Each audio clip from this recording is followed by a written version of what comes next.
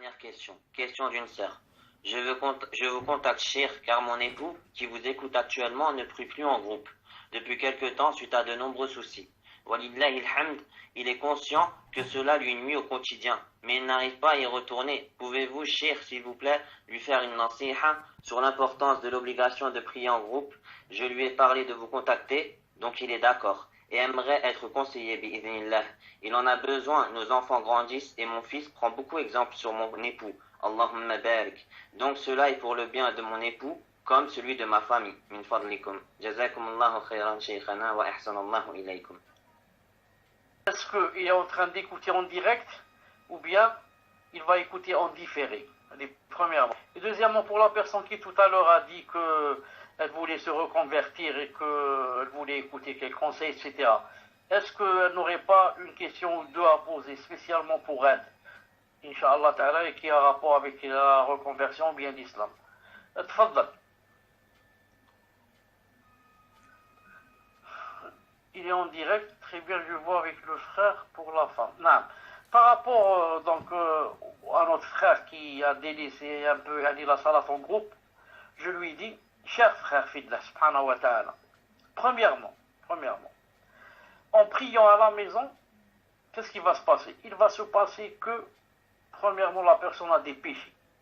Car le prophète sallallahu alayhi wa sallam a dit dans un hadith rapporté par Abu Daoud et d'autres, il est authentique, il a dit, من سمع النداء فلم يجب فلا صلاة له إلا من عذر. Quiconque entend l'appel à la prière et ne vient pas, ne répond pas, ça veut dire ne vient pas à la mosquée. Il a dit, il n'a pas de salat, sauf s'il est excusé. Il n'a pas de salat, ça a été expliqué par les savants.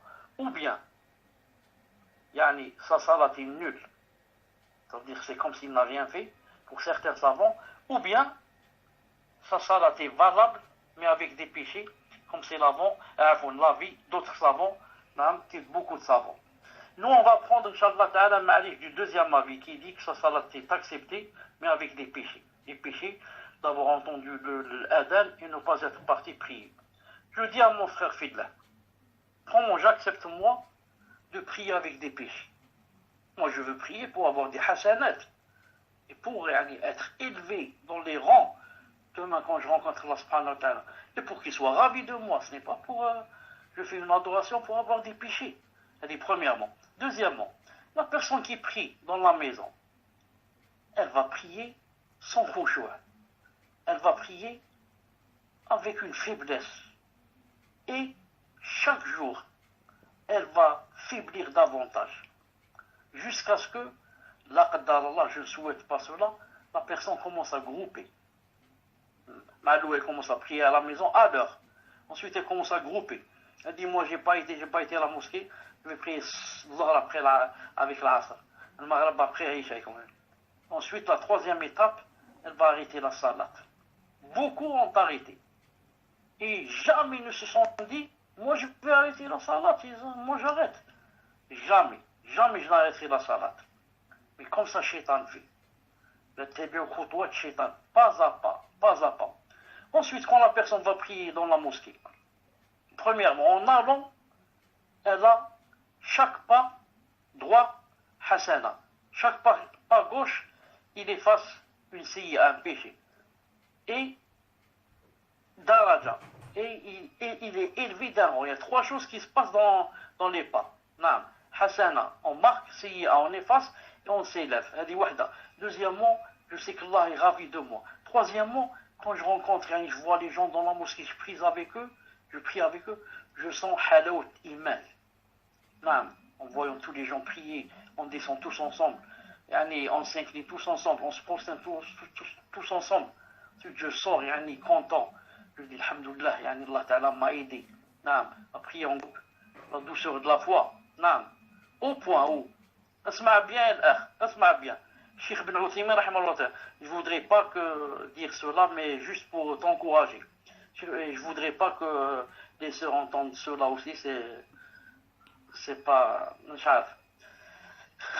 Au point où Cheikh Ibn Uthaymin a dit que l'épouse a le droit de demander la séparation du mari si c'est du genre qui prie à la maison, il ne va pas à la mosquée. On a dit que c'est une excuse pour elle de demander la séparation. C'est pas je plaise à faire ça là. Non, je leur demande de patienter avec leur mari, ça. Mais pour vous dire que c'est quelque chose de vraiment très mal. Très très mal. Non. Et comme c'est dit aussi dans la question, comment vas-tu, comment vas-tu demander demain à ton fils qui grandit, Allahumma barak, d'aller prier à la mosquée? Il va te dire comment? Toi tu vas pas et moi j'y vais. Si c'était quelque chose de bien, toi le premier tu serais allé. Tant que tu vas pas toi, moi j'y vais pas. Même s'il ne va pas te dire comme ça, c'est comme ça qu'il conçoit les choses. Il dit si c'était obligatoire la prière à la mosquée, comment mon père ne serait pas y aller? Même il va dire à ses amis, il va leur dire la prière n'est pas obligatoire à la mosquée. Et vous ne connaissez pas mieux que mon père. Mon père il est Masha'Allah, je le connais dans le dit, s'il prie dans la maison, ça veut dire que c'est pas obligatoire. Donc, tu vas devenir une mauvaise qudwa, sans le savoir. Qudwa, c'est-à-dire un mauvais modèle, sans le savoir. Et ensuite, pour terminer, si Allah Ta'ala dit dans le Coran, وإذا كنت فيهم فأقمت لهم صلاة فلتأتي طائفة أخرى لم يصلوا فليصلوا معك فإذا سجدوا فليكونوا من ورائكم. Allah Ta'ala, dans la guerre, pendant le djihad, il a dit, dans le verset, si c'est maintenant le moment de la salat, alors que un groupe vient derrière toi. Et quand vous priez, c'est-à-dire une rakat, le groupe va vers du côté de la guerre où il va combattre, et un deuxième groupe vient derrière toi et prie une autre rakat, ensuite chacun fait une rakat tout seul. Ça veut dire, dans la bataille, Allah Ta'ala dit, vous devez prier en groupe. Ils savons dit, qu'en est-il si on est en sécurité? Dans la bataille, la guerre, l'ennemi est en train de tirer les balles de partout. Il a dit, quand vous priez, priez en groupe. وإذا كنت فيهم فأقمت لهم الصلاة فلتقم طائفة منهم معك وليأخذوا أسلحتهم فإذا سجدوا فليكونوا من ورائكم وتأتي طائفة أخرى لم يصلوا فليصلوا معك. Et quand on a dit, إذا كنت فيهم, mais c'est la guerre, vous priez en groupe. Alors qu'en est-il en sécurité?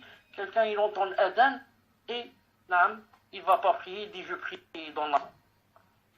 qu'Allah subhanahu wa ta'ala fortifie ta foi, qu'Allah subhanahu wa ta'ala chasse le shaitan qui doit te dire que Mahdi prie à la maison, etc. Qu'Allah ta'ala le chasse de toi, qu'Allah subhanahu wa ta'ala élargisse ta poitrine, qu'Allah subhanahu wa ta'ala enlève de toi cette paresse, qu'Allah subhanahu wa ta'ala te donne la douceur de la foi, qu'Allah subhanahu wa ta'ala t'aide à aller prier. Et tout le monde sait, les hommes, surtout les hommes, parce que les hommes ce sont eux qui vont prier. Tout le monde sait que des fois on entend l'adhan, on dit c'est difficile, comment je vais y aller, c'est loin, c'est ceci.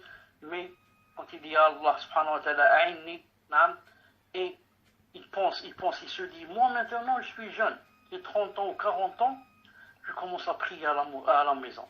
Qu'en est-il quand j'aurai 70 ans si je vis? Qu'en est-il si j'aurai 75 ans, 80 ans? Donc c'est impossible que j'aille à la mosquée.